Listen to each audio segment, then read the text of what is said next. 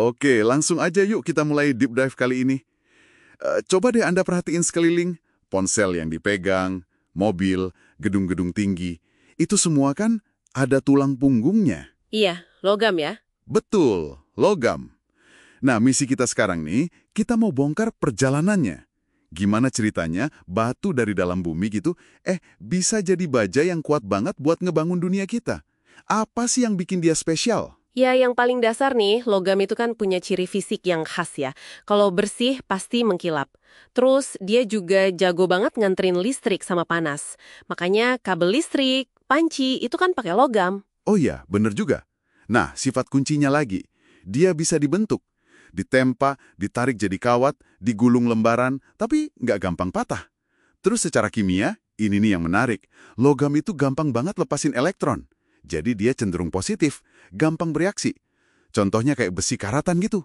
Itu karena reaksi kimia ya. Persis, itu oksidasi namanya. Dia bereaksi sama oksigen di udara. Berarti kita nggak nemu logam udah jadi gitu aja ya di alam? Mesti diproses dulu. Enggak gitu. Kita tambangnya itu dalam bentuk biji atau ore. Jadi batuan yang ada kandungan mineral logamnya. Contoh paling umum ya, biji besi itu hematit. Hematit, oke. Tapi jangan bayangin ini udah murni. Tantangannya justru di situ. Biji itu seringnya cuma ya 25-70% aja logamnya. Sisanya, wah campur aduk. Ada sulfur, silika, fosfor, kadang tanah liat biasa. Wah, PR banget dong misahinnya. Banget.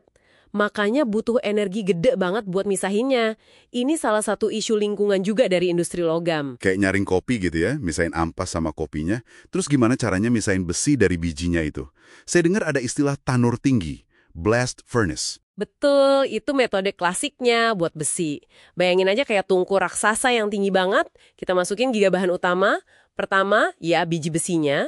Kedua, kokas. Nah, kokas ini dari batu bara, fungsinya double. Double gimana tuh? Dia jadi sumber panas, iya, tapi juga sumber karbon. Karbon ini nanti yang bereaksi kimia ngerebut oksigen dari biji besinya. Terus yang ketiga, batu kapur, limestone. Batu kapur buat apa lagi? Ini kayak sabunnya. Dia ngikat kotoran-kotoran tadi, terus jadi cairan terpisah gitu, namanya terak atau slag. Jadi kepisah antara besi cair sama kotorannya. Ah, gitu ya kerjanya. Kokas itu kuncinya juga berarti ya, bukan cuma pemanas. Terus hasil akhirnya apa dari tanur segede itu? Hasilnya itu lelehan besi, namanya besi kasar atau pig iron. Tapi ini belum selesai.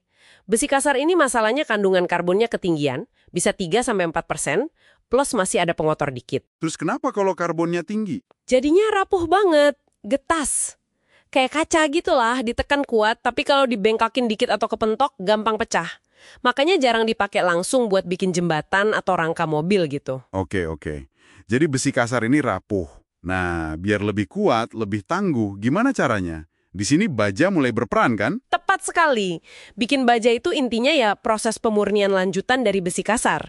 Tujuan utamanya nurunin kadar karbon tadi, biasanya sampai di bawah 2%, sama bersihin sisa-sisa pengotor. Metodenya gimana tuh? Yang umum sekarang ada 2. Ada Basic Oxygen Furnace, BOF, ini nyemburin oksigen murni ke lelehan besi kasar buat bakar karbon dan kotoran lain cepet banget. Biasanya buat produksi skala gede dari biji. Satu lagi, Electric Arc Furnace, EAF. EAF, itu pakai listrik ya? Iya, pakai panas dari busur listrik. Ini lebih fleksibel, seringnya dipakai buat daur ulang baja bekas. Jadi inputnya bisa beda, bisa dari besi kasar atau baja rongsokan. Wah, menarik. Ada jalur beda ya? Nah, kalau udah jadi baja cair, diapain lagi? Kok bisa baja ini jadi material andalan banget di mana-mana? Baja cair ini nanti dicetak dulu jadi bentuk awal, kayak balok gede, ingot, atau billet, buat diolah lebih lanjut. Nah, kenapa serbaguna? Karena sifatnya itu bisa kita atur, kayak resep masakan aja. Oh, bisa di-custom gitu? Iya, mau super kuat bisa. Tahan karat, bisa diatur. Lebih ulet, bisa juga. Caranya dengan nambahin sedikit elemen lain atau lewat perlakuan panas. Makanya baja bisa dipakai buat apa aja, dari jembatan raksasa sampai ya klip kertas. Nambahin elemen lain, ini maksudnya paduan atau alloy itu ya? Dicampur-campur gitu? Betul banget. Ini konsep penting nih. Dengan nyampur logam sama logam lain atau logam sama non-logam, kita bisa dapat material baru yang sifatnya jauh lebih unggul dari bahan aslinya. Contohnya apa tuh yang sering kita temui?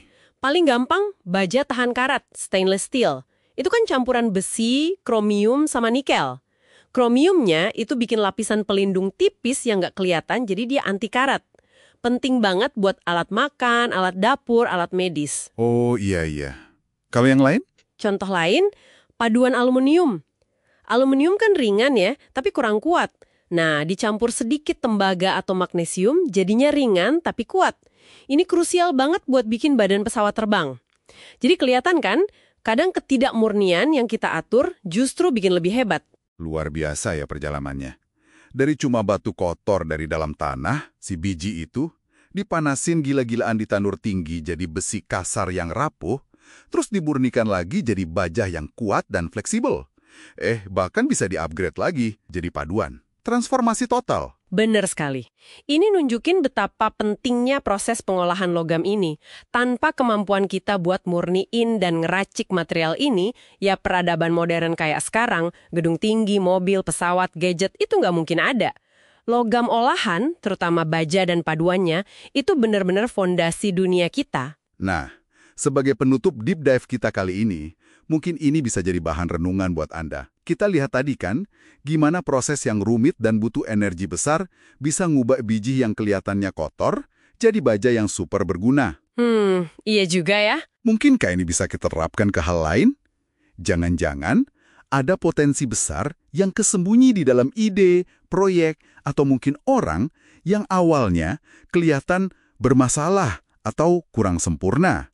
Yang mungkin cuma butuh proses pemurnian yang tepat, entah itu usaha lebih, fokus, atau cara pandang baru buat nunjukin nilai aslinya.